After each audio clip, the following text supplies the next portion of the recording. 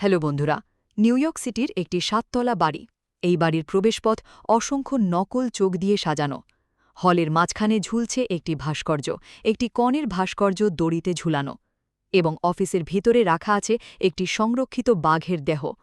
অফিসের এক কোণে একটি তাক রয়েছে, আর সেই তাকের ওপর আছে ললিতার প্রথম সংস্করণ, একটি কুখ্যাত উপন্যাস যেখানে একটি প্রাপ্তবয়স্ক মুরুষ একটি নাবালিকা মেয়েকে নির্যাতন করে। এটা কোনো সিনেমার সেট নয়। বিশ্বের সবচেয়ে ক্ষমতাবান মানুষরা এই বাড়িতে আসতেন। তারা এখানে বসতেন, খেতেন এবং হাসতেন। সব সময়ের মধ্যে লুকানো ক্যামেরাগুলো তাদের রেকর্ড করছিল। শয়নকক্ষেও ক্যামেরা ছিল, একেবারে বিছানার ঠিক ওপরে। বন্ধুরা, এটা ছিল জেফ্রি এপস্টিনের বাড়ি। তুমি কি মনে করো তুমি নিজেই শয়তান?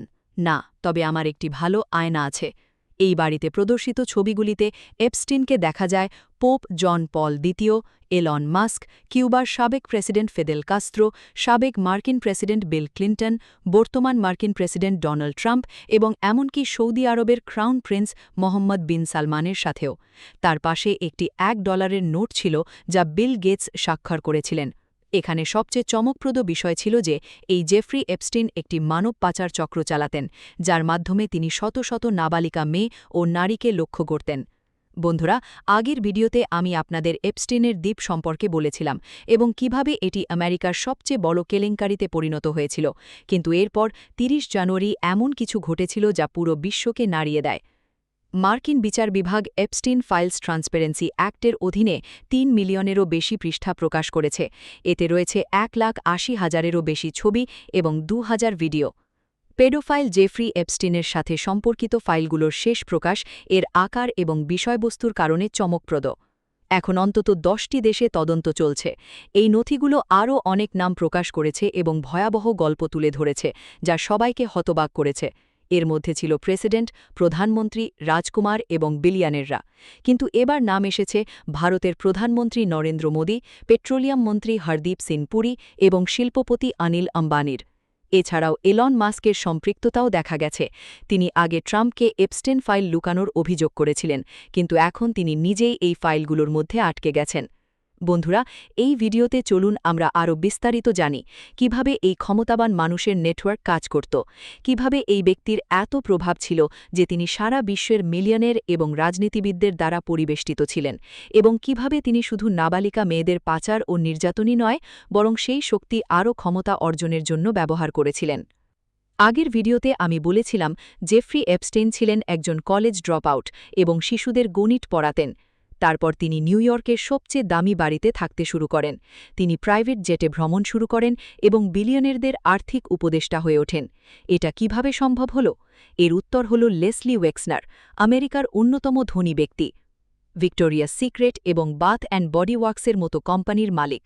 ১৯৮০-র দশকে ওয়েক্সনার এপস্টিনকে তার আর্থিক উপদেষ্টা হিসেবে নিয়োগ করেন। কিন্তু তাদের বন্ধুত্ব এত গভীর হয় যে পরে ওয়েক্সনার এপস্টিনকে পাওয়ার অফ অ্যাটর্নি দিয়ে দেন, এবং তারপর ওয়েক্সনার এপস্টিনকে নিউ ইয়র্কের সেই বিশাল বাড়িটি দেন যা আমি এই ভিডিওর শুরুতে বলেছিলাম। এই বাড়িটি 9 ইস্ট ৭১তম স্ট্রিটে অবস্থিত, ম্যানহ্যাটনের সবচেয়ে বড় ব্যক্তিগত বাসভবন। এতে ৪০টি বিলাসবহুল কক্ষ রয়েছে এবং এর মূল্য $1,000,000। কিন্তু ওয়েক্সনার প্রায় বিনামূল্যে এই বাড়িটি এপস্টিনকে দেন। অফিসিয়াল ট্রান্সফার মূল্য ছিল $0। ২০১৯ সালে যখন এই কেলেঙ্কারি প্রকাশ পায় এবং বিশ্ব এপস্টিনের সত্য জানতে পারে, তখন ওয়েক্সনার দাবি করেন যে এপস্টিন তার কাছ থেকে বিপুল অর্থ আত্মসাৎ করেছিলেন। কিন্তু আশ্চর্যের বিষয় হল, বহু বছর ধরে ওয়েক্সনার এপস্টিনের বিরুদ্ধে কোনো অভিযোগ দায়ের করেননি এবং কোনো আইনি পদক্ষেপও নেননি। এপস্টিনের ছিল অর্থ, একটি প্রাসাদ এবং একটি ব্যক্তিগত দ্বীপ, কিন্তু আরও কিছু তাকে অদম্য করে তুলেছিল। ভুক্তভোগী মারিয়া ফার্মার সাক্ষ্য দেন যে এপস্টিনের ম্যানহ্যাটেন বাড়িতে একটি মিডিয়া রুম ছিল। এই ঘরের দেওয়ালে মনিটর বসানো ছিল যেখানে লুকানো ক্যামেরার লাইভ ফিড দেখানো হতো। মারিয়ার মতে সেখানে দেখা যেত toilet, toilet, bed, bed, toilet, bed. যারা সব কিছু পর্যবেক্ষণ করত তারা ছিল টয়লেট, টয়লেট, বেড, বেড। আমি ভাবছিলাম আমি এখানে কখনোই বাথরুম ব্যবহার করব না। প্রতিটি শয়নকক্ষে এবং প্রতিটি বাথরুমে ক্যামেরা ছিল। ২০০৫ সালে যখন পুলিশ এপস্টিনের ফ্লোরিডা বাড়িতে অভিযান চালায়, তখনও সেখানে লুকানো ক্যামেরা পাওয়া যায়।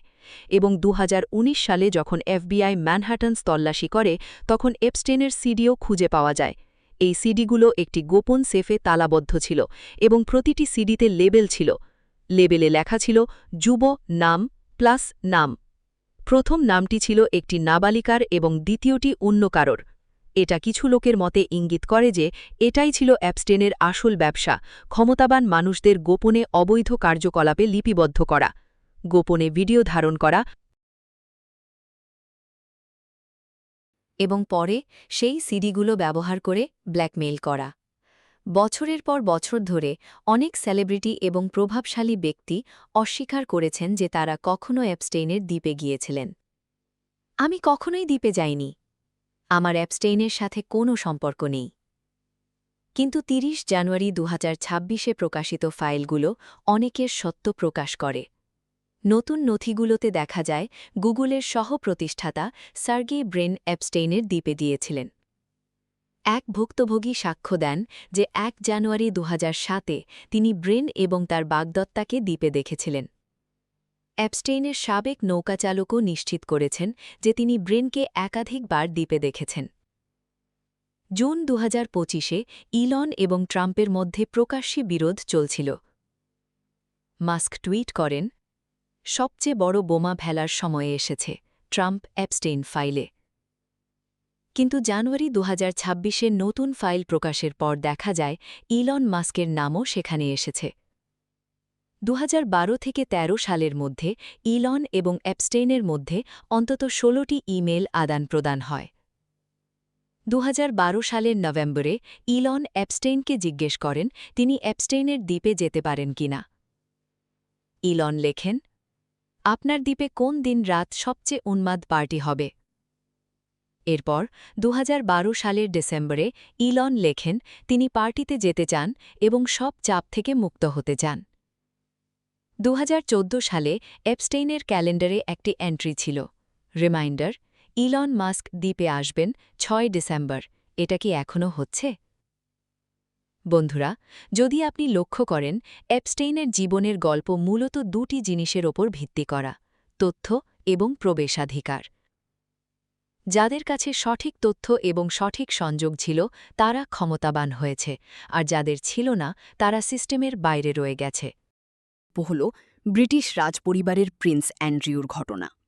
একজন ভুক্তভোগী ভার্জিনিয়া গিফ্রে বলেছেন যে তিনি মাত্র ১৭ বছর বয়সে প্রিন্স অ্যান্ড্রিউর দ্বারা ৩ বার ধর্ষণের শিকার হন। একটি ছবি ভাইরাল হয়েছিল যেখানে অ্যান্ড্রিউকে দেখা যায় ১৭ বছর বয়সী ভার্জিনিয়ার পিঠে হাত রাখা অবস্থায়। তাকে কতবার পাচার করা হয়েছিল? ৩ বার। তখন তার বয়স কত ছিল? আমি মনে করি ১৭। এবং সর্বশেষ প্রকাশিত ফাইলে প্রিন্স অ্যান্ড্রিউর সাথে আরেকজন ভুক্তভোগীর ছবিও রয়েছে। ২০২২ সালের ফেব্রুয়ারিতে অ্যান্ড্রিউ ভার্জিনিয়ার সাথে একটি মামলা নিষ্পত্তি করেন, যার ফলে তাকে ১২ মিলিয়ন পাউন্ড প্রদান করা হয়। সর্বশেষ প্রকাশিত ফাইলে অ্যান্ড্রিউর নাম বহুবার এসেছে। ২০১০ সালের ইমেইলে দেখা যায় এপস্টিন তাকে ২৬ বছর বয়সী এক সুন্দরী রুশ নারীর সাথে পরিচয় করিয়ে দেওয়ার প্রস্তাব দেন। অ্যান্ড্রিউ উত্তর দেন যে তিনি আনন্দিত হবেন। আরেকটি ইমেইলে অ্যান্ড্রিউ বলেন তিনি বাকিংহাম প্যালেসে এপস্টিনের সাথে ডিনার করেছেন। এখানে সবচেয়ে চমকপ্রদ বিষয় হল যে নারী প্রিন্স অ্যান্ড্রিউর বিরুদ্ধে অভিযোগ করেছিলেন, ভার্জিনিয়া, তিনি ২০২৫ সালের এপ্রিল মাসে আত্মহত্যা করেন। ২০২৫ সালের অক্টোবর মাসে এর ফলে যুক্তরাজ্যের রাজা চার্লস তার ভাই অ্যান্ড্রিউর কাছ থেকে প্রিন্স উপাধি কেড়ে নেন। এরপর অন্যান্য সম্মান যেমন ডিউক অফ ইয়র্ক উপাধিও কেড়ে নেওয়া হয়। এখন আইনিভাবে তিনি শুধুমাত্র অ্যান্ড্রিউ মাউন্টব্যাটেন উইন্ডসোর। এছাড়াও তাকে তার বাসভবন রয়্যাল লজ ছেড়ে দিতে বলা হয় এবং জানুয়ারির সর্বশেষ প্রকাশের পর তিনি এই বাড়ি ছেড়ে দেন। ২০১৯ সালের সেপ্টেম্বরে ওয়াল স্ট্রিট জার্নাল বিল গেটসকে জিজ্ঞাসা করে তার এপস্টিনের সাথে কোনো সম্পর্ক আছে কিনা। তিনি স্বীকার করেন যে তিনি এপস্টিনের সাথে দেখা করেছেন।